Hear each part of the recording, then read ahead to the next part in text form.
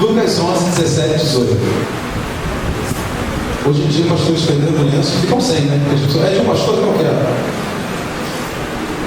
Vamos lá. 2 versos, irmãos, apenas para o nosso bate-papo hoje, nossa conversa hoje. Viu? Nossa conversa, Lucas 11, 17, 18, diz assim. E sabendo ele que se lhes passava pelo Espírito, disse-lhes: todo reino dividido contra si mesmo ficará deserto, e casa sobre casa cairá. Se também Satanás estiver dividido contra si mesmo, como subsistirá o seu reino? Isso porque dizeis que eu expulso os demônios por Beuzebu. Vamos orar mais uma vez. Senhor Deus, obrigado pela sua palavra. Pedimos que o Senhor fale no nosso coração, como temos falado nas canções, e que nos traz tanta alegria. Queremos descansar no seu poder, entregar a ti toda a ansiedade, o Senhor tem cuidado de nós. Se conosco, ó Deus, em nome de Jesus. Amém. Irmãos, nossa conversa hoje, nosso título é: um reino dividido não subsiste. Vamos falar juntos, irmãos? Um reino.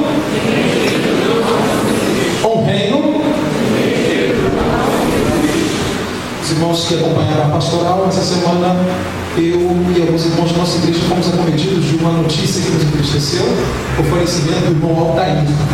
O irmão Altair foi membro de nossa igreja no final da década de 90, início da década de 2000, um homem envolvido com o patrimônio aqui de nossa igreja. Há mais de 12 anos atrás, ele saiu daqui, ele, a sua esposa Vânia e sua filha Jéssica foram para a primeira igreja batista de Porto Novo, o pastor Natan, em São Gonçalo. Altair era taxista.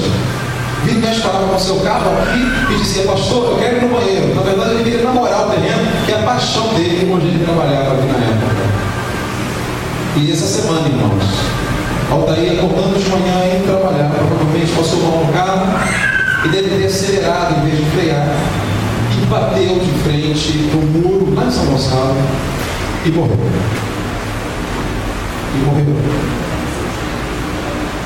E meus irmãos, quando eu estava ali no cemitério Maruí, junto com alguns diáconos, eu estive observando o cemitério. Eu percebo que o cemitério é um local com muitos sonhos que não se realizaram. Há muitos sonhos na minha e na sua vida que ainda não se realizaram. A questão é se nós vamos morrer sem esses sonhos se realizarem. Muitas vezes nós temos sonhos de Deus, mas não nos submetemos a Deus, não queremos fazer a vontade de Deus e eles não vão se realizar. Porque se nós lutarmos contra Deus, não dará certo em nossa vida. O ser humano parece que não é um animal, mas o ser humano é o ser mais teimoso que existe. Porque muitas vezes olhamos as coisas, percebemos que Deus não está conosco, percebemos que as coisas não dão certo, mas continuamos no mesmo caminho de teimosia. A Bíblia chama isso de dura cerviz, não é isso que a Bíblia fala? Ou obstinados de coração, é assim como o faraó, que era obstinado de coração, de dura cerviz. E que é o cemitério, então? É um local com muitos sonhos que lá estão, de pessoas que não realizaram esse sonho, ou porque não obedeceram a Deus, ou porque não tiveram coragem, ou porque não tiveram as oportunidades, mas há muitos sonhos.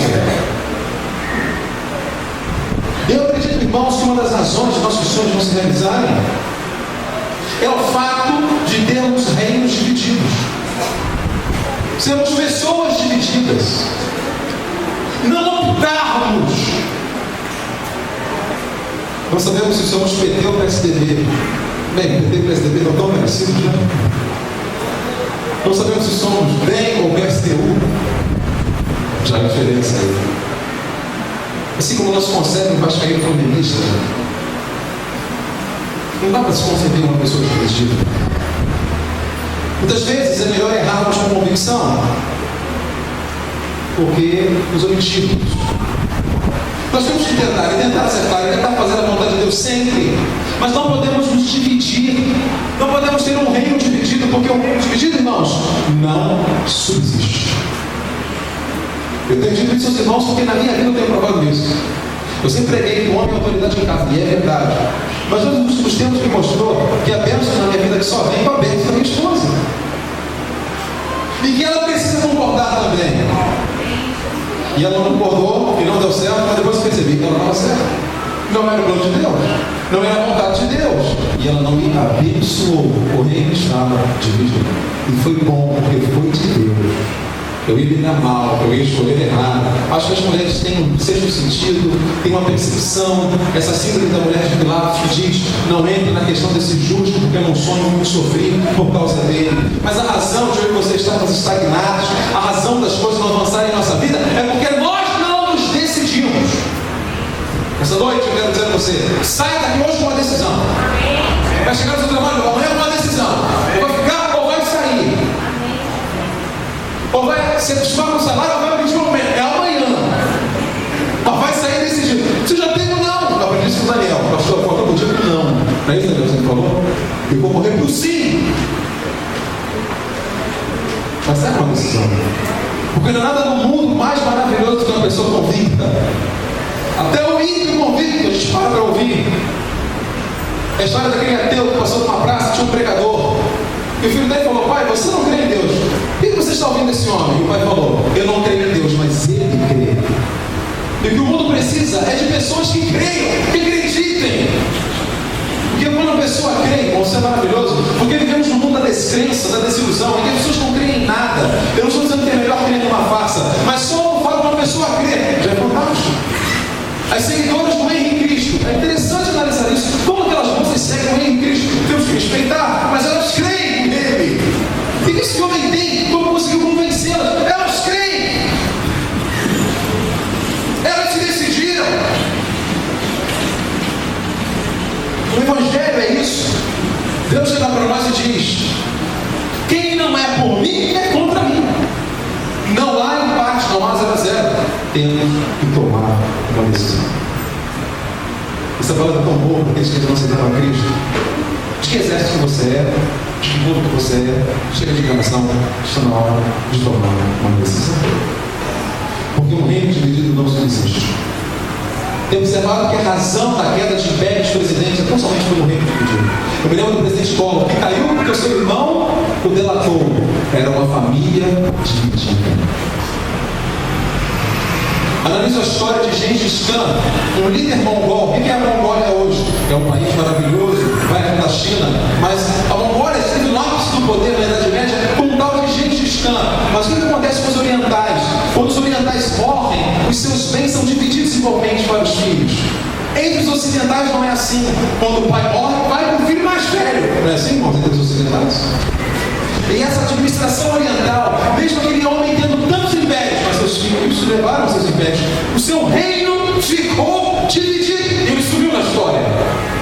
Não houve um legado, não houve descendentes, porque o seu reino era dividido entre seus próprios filhos. Entre seus próprios filhos. Eu tenho percebido que quando nós estamos na igreja, eu vejo os adolescentes da igreja apaixonados, alguns namorando, outros amando. Eu imagino que o que uma moça e um rapaz que namoram querem é tão somente saber: será que fulano me ama? Eu me lembro quando eu era criança que tinha aquela flor que as meninas diziam, acho que as meninas eram mais românticas: bem me quer, mal me quer, bem me quer, mal me quer.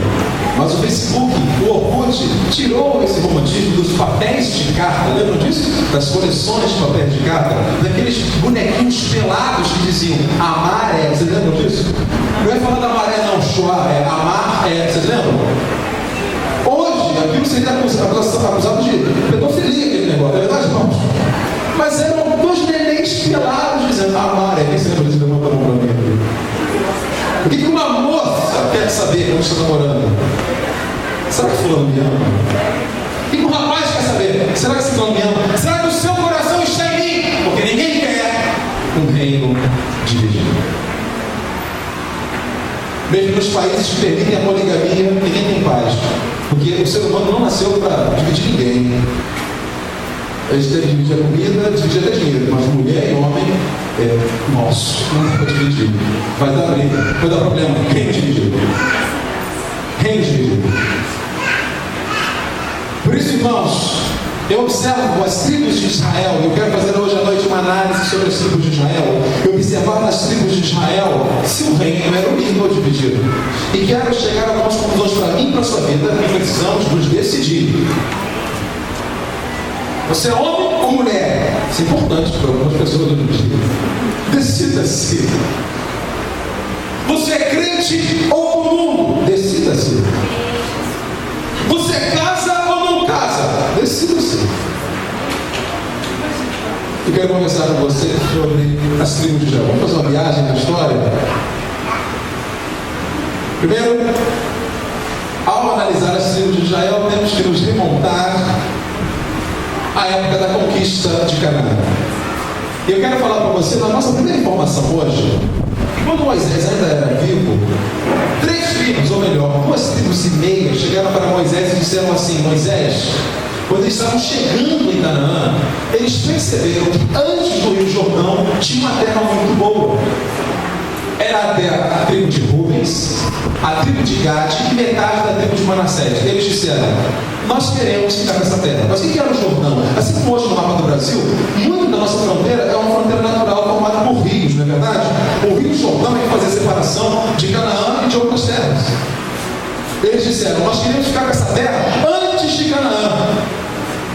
E Moisés disse para eles: eu dou essa terra para vocês, contanto que vocês deixem lá as mulheres de vocês, os filhos de vocês, mas vocês vão atravessar o Rio Jordão armados e conquistar a terra de Canaã toda para as outras 9 tribos e meia. Porque nós somos um reino unido, embora vocês já tenham a terra de vocês. Ou seja, essa é a primeira compra a prazo do mundo.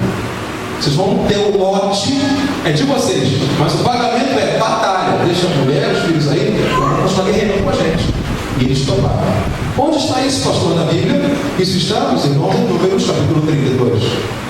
Quando a gente dá um salto de Números 32 para Josué 22, a gente percebe que aquela promessa realmente se efetivou. Moisés era morto, Josué estava no poder, e agora eles estavam ali vivendo a história, guerreando, matando pessoas, conquistando Canaã. E essas 2 tribos e meia, tribo de Rubens, Gade, a tribo de Manassés, ficaram com a parte antes do Jordão, deixaram a família e continuaram lutando. Porque o reino estava o quê, meus irmãos? O reino estava unido. O reino estava unido. Mas depois disso eles entram no período dos juízes, e muitas batalhas no livro de Juízes não foram vencidas pelas 12 tribos. Por exemplo, se você rapidamente abrir a sua Bíblia em Juízes 18, verso 1, vai perceber que o juiz é Gideão. Gideão venceu os midianitas, mas uma tribo muito importante não participou. A tribo era a tribo de Efraim. E por que essa tribo era importante? Porque era a tribo do tal do Josué. Se você der um salto para Juízes 12, verso 1, vai perceber que o juiz agora é Jefté. E de novo, ele ganhou uma batalha, e a tribo de Efraim de novo não participou. Então o período dos juízes nos mostra que aquela união toda estava se perdendo. As batalhas não eram mais vencidas com as 12 tribos, como na época em que Josué era vivo, mas com 11 tribos, e uma ficava lá, como se diz no termo adolescente, morcegando. Mas alguém pode dizer: tudo bem, menos uma, o importante é lutar com afinco. Se não quer também lutar com a gente, não luta. E eles eram vitoriosos, mas aquela união da época de Moisés e Josué estava se perdendo. O período dos juízes acaba, e eis que vem o período da monarquia, o rei. O primeiro rei, meus irmãos, é Saul. Em 1 Samuel, capítulo 9, a gente percebe que Saul é da tribo de Benjamim. E agora a tribo de Benjamim chega ao poder, depois de uma grande crise. Porque no final do livro de Juízes, já preguei isso aqui tantas vezes, um rapaz da tribo de Benjamim estuprou uma moça. Isso gerou uma guerra civil tão grande que quase que a tribo de Benjamim foi dizimada. A tribo de Benjamim chegou ao poder com Saul. E nessa batalha, no final do livro de Juízes, em que 11 tribos lutam contra Benjamim, vai nos mostrando que a união estava se perdendo. Quando Saul morre, quem vem ao poder é Davi. Qual é a tribo de Davi? Judá. Essa é a tribo dele. E é interessante quando nós analisamos a Bíblia, se você abrir sua Bíblia em 2 Samuel 5, verso 5, vai perceber, quando Davi chega ao poder, ele só é rei da tribo de Judá, na cidade de Hebron. Quem está no poder é o filho de Saul, chamado Isbosete. Seu general de guerra se chama Abner. Depois que Isbosete e Abner morrem, aí que Davi se torna rei das 12 tribos. Davi só era rei de Judá. E olha como é que a tribo de Judá já é super poderosa. Porque a tribo de Judá contra 11 tribos. Era Davi contra Isbosete. E Davi venceu. já estamos percebendo que aquela união já se rompeu e já havia uma tensão, já havia um lado B e lado A. Lembra do tempo mil? Já havia dois grupos lutando pelo poder. Mas Davi foi um bom rei, conseguiu unificar as pessoas, conseguiu unificar as 12 tribos, foi o melhor rei que Israel já teve. Mas mesmo em seu reinado percebeu os sinais de que aquela união já havia se perdido. Por exemplo, em 2 Samuel 18, verso 7, quando seu filho Absalão luta contra Davi, seu próprio pai, os israelitas se voltam ao redor de Absalão. Davi consegue vencer, mas mesmo o melhor rei de Israel percebe que seu país não era tão unificado assim. Em 2 Samuel 19, de 40 a 43, há um texto muito interessante que eu quero ler para os irmãos. Olha só, em 2 Samuel 19, de 40 a 43. Numa dessas brigas das tribos, 2 Samuel 19, de 40 a 43. Encontrou na sua Bíblia? Depois que Davi vence seu próprio filho Absalão, surge mais um problema dentro do seu próprio reino, uma divisão. Olha lá.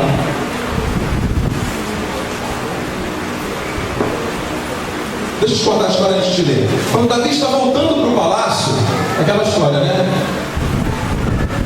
Deixa eu te contar essa história também. Diz que quando Napoleão Bonaparte foi preso, ele conseguiu se libertar da ilha de Santa Helena. Você ouviu falar dessa história? E ele voltou e ficou 100 dias no poder.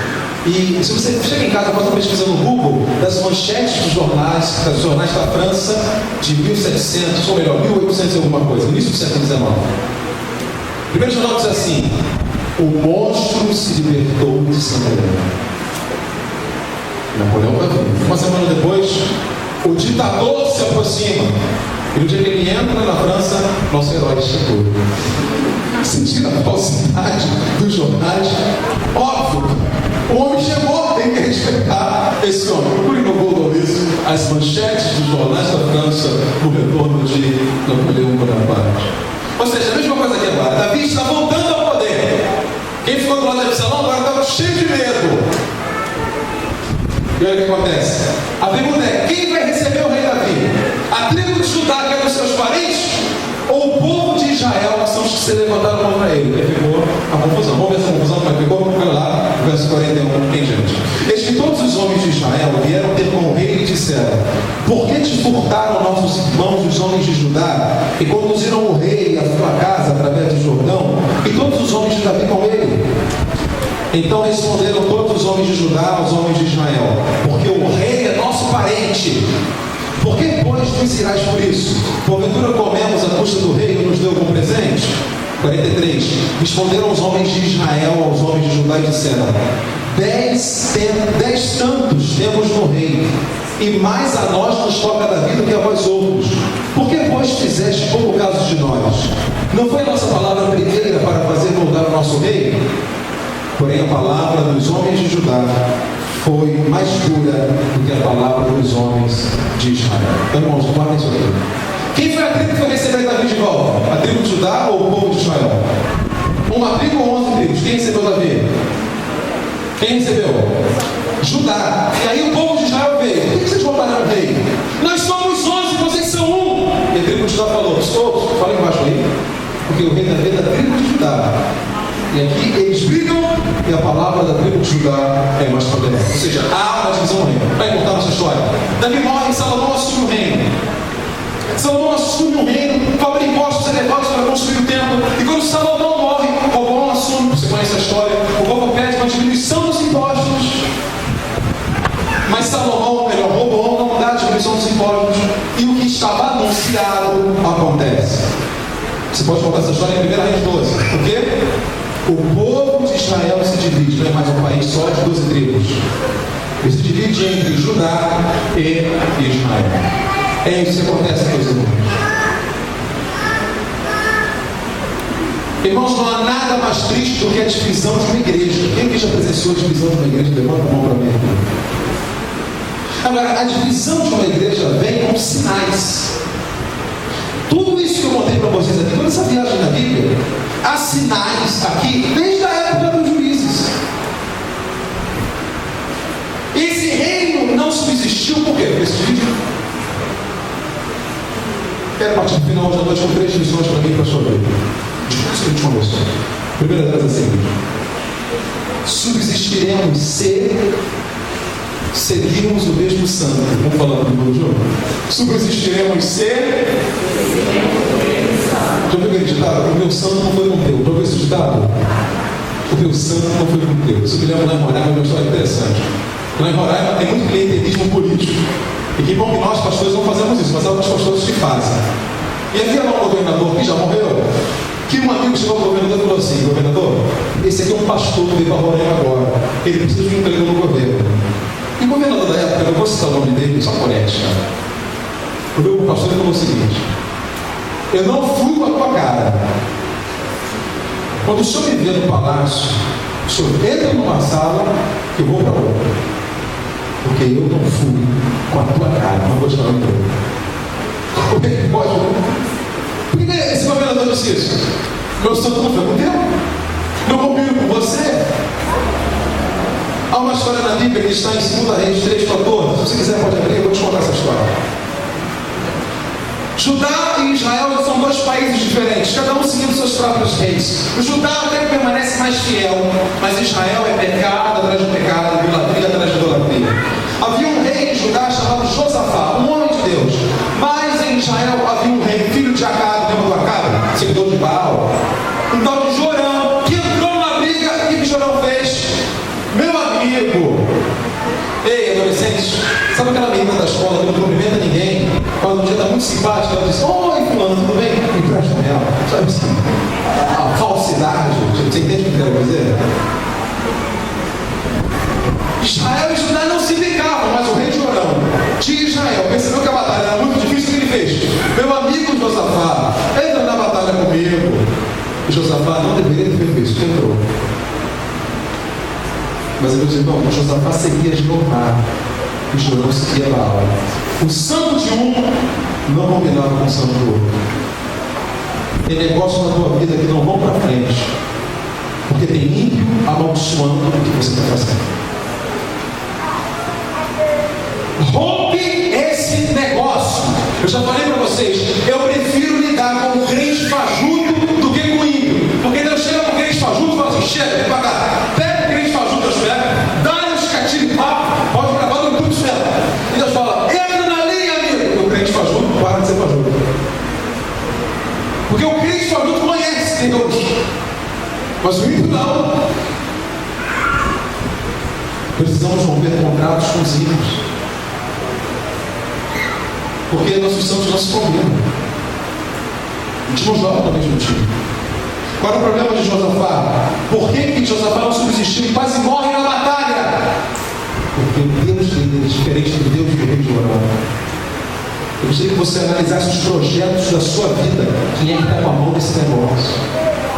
Sai desse negócio. Eu não estou falando que trabalhar para não crente pecado, senão todos vão ficar desempregados. Não são tantos crentes que são donos das coisas. Eu estou falando de projetos afins. Estou falando de coisas que envolvem valores cristãos ou não. Rompe essa relação. Os valores não são de Deus. Você é Josafá, você não é filho de Acabe. Você não é Jeová, você não adora Baal. Você não vai subsistir se o seu santo não combinar com o santo do teu parceiro. Segundo lugar, subsistiremos se nosso reino for de Deus. Eu lembro daquela expressão de Mateus 6,13, que diz assim: Jesus, no final da oração do Pai Nosso, né? Porque teu é o reino, o poder e a glória para sempre. Amém. Algumas coisas da nossa vida não dão certo porque não são reino de Deus. Antes de começar o culto, estava batendo um papo com alguns irmãos, um papo tão bom, não foi gostoso? Eu lembrei da minha adolescência, quando meu pai nasceu para ser empreendedor. Meu pai trabalhava, ganhava um bom salário. Eu lembro na época eram 10 salários mínimos, imagina, 10 salários mínimos. Meu papai tinha feito direito e falou: sabe uma coisa? Eu vou ser advogado. É o que eu me preparei. E nós vivemos uma vida ímpar, difícil, porque adolescentes não entendem. Mas meu pai estava perseguindo o quê? O sonho. Mas a vida de meu pai deu magnata, irmãos. Quando meu pai disse, sabe uma coisa? Chega de fugir. Deus me chamou para ser pastor. Isso é o reino de Deus para mim. Nem todos vocês vão ser pastores, não. Se Deus não te chamou para ser pastor, nem passa na frente do seminário. Mas se Deus te chamou para ser rebelde, porque o reino é dele, entendeu? A grande verdade é que nós vivemos para nós mesmos. Nós queremos encher nossas casas de comida, de coisas. Nós queremos ir à casa de Bahia e encher a casa de bugigangas. Essa semana o Carrefour fez uma promoção tão gostosa. Eu vi tanta gente levando para casa televisão. Que coisa linda, eu não sou contra isso. Se você tem uma televisão, eu aceito. Amém, irmãos? Mas eu quero dizer que isso é investir no nosso reino. A televisão de 40, sei lá o que, como é que se fala hoje em dia, de LCD, de cristal líquido, seja lá o que for, é o nosso reino. A nossa casa não deve estar feia. Mas Deus pergunta, e o meu reino? Você tem investido nele? Tudo que a gente faz é para o nosso reino e o reino de Deus. A farinha pouco meu pirão primeiro, só a gente. Como as nossas mães diziam. Lembra daquele ditado de mãe? Venha a nós e o vosso reino nada. Lembra desse ditado? Esse ditado é um erro de português, porque não é isso que Jesus falou, mas é interessante. Você quer só o venha a nós e o vosso reino nada, mas a mensagem é: sobre as coisas para você, paremos de viver para nós mesmos. E a ética do evangelho é sempre para o outro, é viver para o outro, é pensar no outro. Não ficaremos tão ricos, talvez não viajaremos para a Suíça, mas Deus nos pergunta: o que você tem feito para o meu reino? O seu carro para o meu reino? O seu casamento para o meu reino? Os seus filhos são para o meu reino? Porque tem pai que o filho fala: você pastor, vai ficar com raiva. Mas seu filho de quem?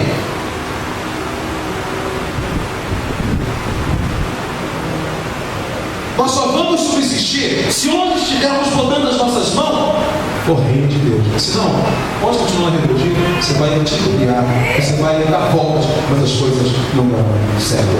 Porque Deus diz: meu é o reino. Eu tenho percebido isso na minha vida. Eu falo para vocês que Deus todo dia me dá um script para seguir. Se eu não sigo o script, o dia é a mesma coisa. Eu tenho aberto com vocês um script que Deus me dá. Tem que orar às 6h30 da manhã, tem um determinado dia em orar num determinado lugar, tem que fazer uns compromissos de sacrifício. É a ordem de Deus para mim. Se eu não obedeço um dia, eu tenho falado: poxa Deus, fica leve comigo. Ele me fala: é assim que eu tenho que te manter, na disciplina. E ele tem que ser, quando eu obedeço a Deus, irmãos, num dia diferente. A unção de Deus na minha vida é diferente. É só obedecer. Nessa noite, muitas pessoas vão parar com a vida de rebeldia em nome de Jesus. Chega de rebeldia, gente. O reino é de Deus. Em terceiro e último lugar,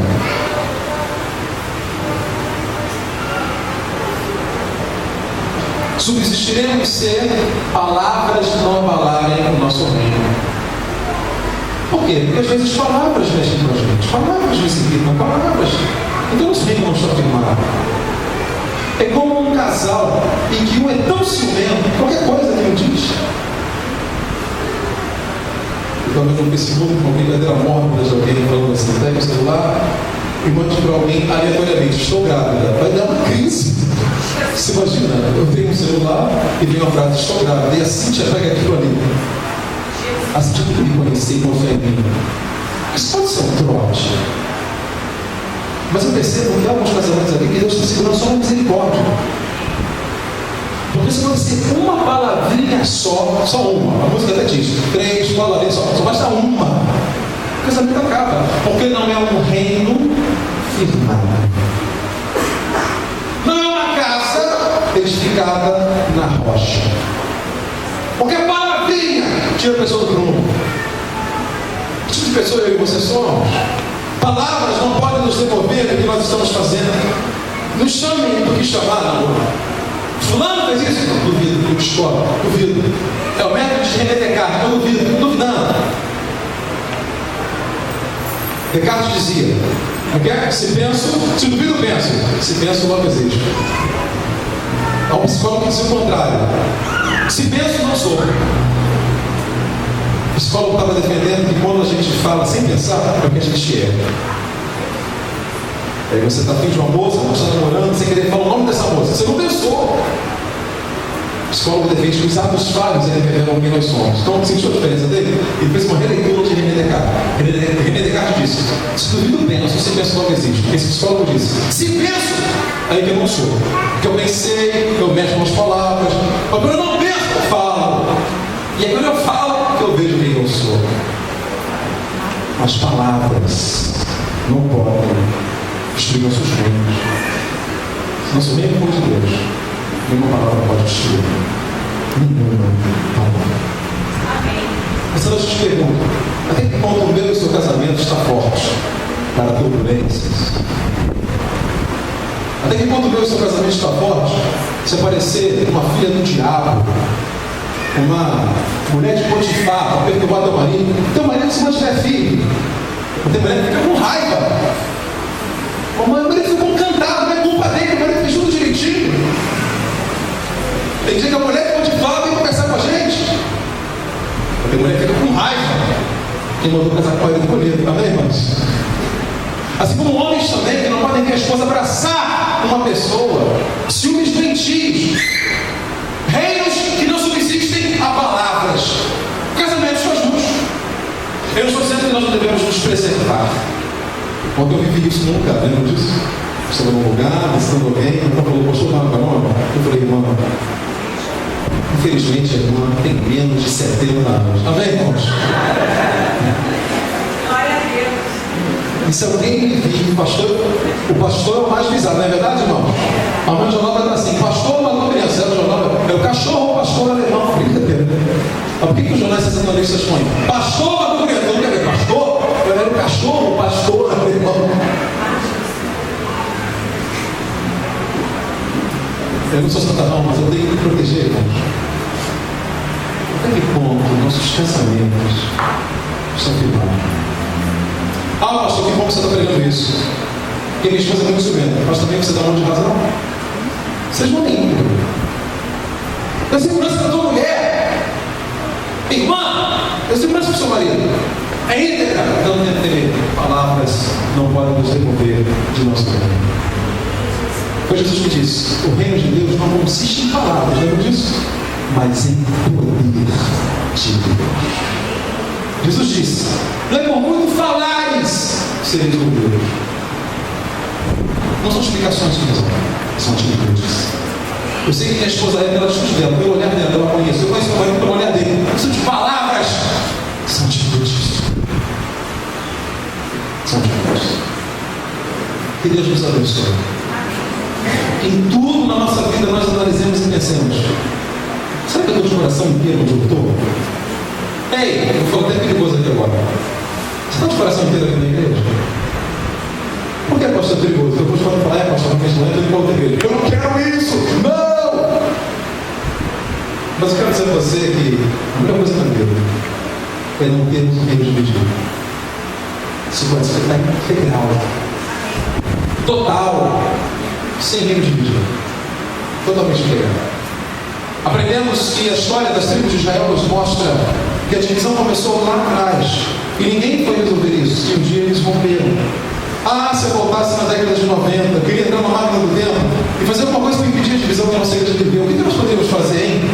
Eu não sei, nós fazemos tanta coisa.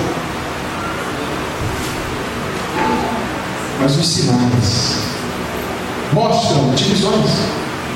Casamentos não acabam de um dia para o outro. Os sinais nos mostram que estão acontecendo. Nessa noite Deus perguntou: os reinos em que você está inserido são divididos? As coisas não dão certo na sua vida. Por quê? Talvez seu coração não esteja integral ali.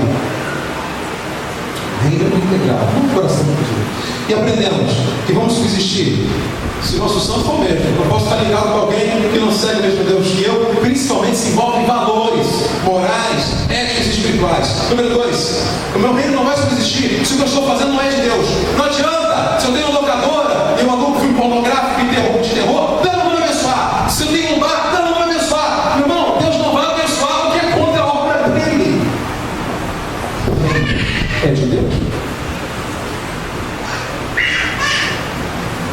Em terceiro lugar, nossos reinos precisam subsistir a palavras, precisam estar firmados. Reinos firmados. E se forem firmados em Deus, eu lembro daquela canção. Nossa morada na rocha está. Firme e segura ela ficará. Quando o temporal contra ela der, há de resistir todo o seu poder. Feche seus olhos abaixo da cabeça. Será que tem alguém aqui nessa noite que é um reino dividido? Se é um rapaz, será que é um rapaz ou uma moça que nessa noite quer, pastor, eu me decido pelo reino de Deus? Eu quero saber disso no Salvador. Chega de estudiar, chega de flertar com o mundo, chega disso, chega de ser reino dividido na minha área espiritual. Eu entrego a minha vida a Jesus. Eu vou definir meu time hoje, se você está sentando Jesus como Salvador. Chega de ser dividido. Ah, mas eu assisto pastor na televisão. Ah, mas eu assisto música evangélica. Não adianta, reino dividido. Se entregue a Deus, mergulhe nessa piscina. Venha para o reino, vista a camisa. Pastor, chega de ser reino dividido, eu me rendo. Não olhe assim onde você estiver, Senhor Jesus. Nessa noite eu aprendi que onde estiver dividido não vai dar certo. Que às vezes é melhor errar por convicção do que por omissão. E eu quero me decidir hoje. Por Cristo. Não quero ser mais dividido em meu coração. Em nome de Jesus eu aceito e me arrependo dos meus pecados. Em nome de Jesus, amém. Eu te gosto de fechar as cabeças abaixo. Alguém que fez essa oração comigo está entregando a vida a Jesus. Hoje é a noite da decisão. Vocês estão fazendo isso? Levante sua mão bem alto. Pastor, eu me decido. Eu sou o reino de Deus. Levante sua mão. Ah, alguém bem alto para que eu te veja. Eu me entrego a Cristo. Alguém nessa noite, irmãos, que faz isso? Em segundo lugar, alguém que está voltando para Cristo. Pastor, eu estive no reino de Deus, eu me afastei. Nessa noite eu estou voltando. Eu não posso mostrar o coração no mundo. Eu estou voltando. Alguém que está voltando hoje, levante sua mão bem alto onde você estiver. Pastor, chega de ser reino dividido. Alguém que quer dar para você. Eu estou voltando. Você está? Eu quero te dar as boas-vindas. Quero dizer, bem está sendo bom e fiel. No pouco foste fiel, no mundo te colocarei. Entra no gozo do teu Senhor. Alguém nessa noite, irmãos? Queremos orar por você. E volta para Jesus, que o aceita como Senhor. Há irmãos crentes que estão divididos em uma área da vida, pastor. Eu quero pedir a Deus resposta. Em determinada área da minha vida eu estou dividido. Eu não sei se continuo no emprego ou não. Eu não sei se eu troco de faculdade ou não. Eu não sei se troco de igreja ou não. Eu não sei se troco de esposa ou não. Aí já tem a resposta. Não. Mas assim, eu estou com dúvida. Então você quer pedir força a Deus? Levante sua mão onde você estiver. Amém, Deus te abençoe, Deus te abençoe. Pastor, estou com reino de vida em uma área da minha vida. Levante sua mão onde você estiver. É hora da decisão. Levante sua mão bem alto. Amém, Deus te abençoe, amém, Deus te abençoe. Que Deus tire suas dúvidas e te dê respostas. Senhor, obrigado porque Tu és o Deus das respostas. Tu és o Deus que diz, mas frio nem quente vou partir da minha boca. Tu és o Deus que diz, é melhor que vocês fossem frios. Tu és o Deus que diz, decidam-se. E nós nos decidimos pelo calor, pelo quente, que é o Senhor.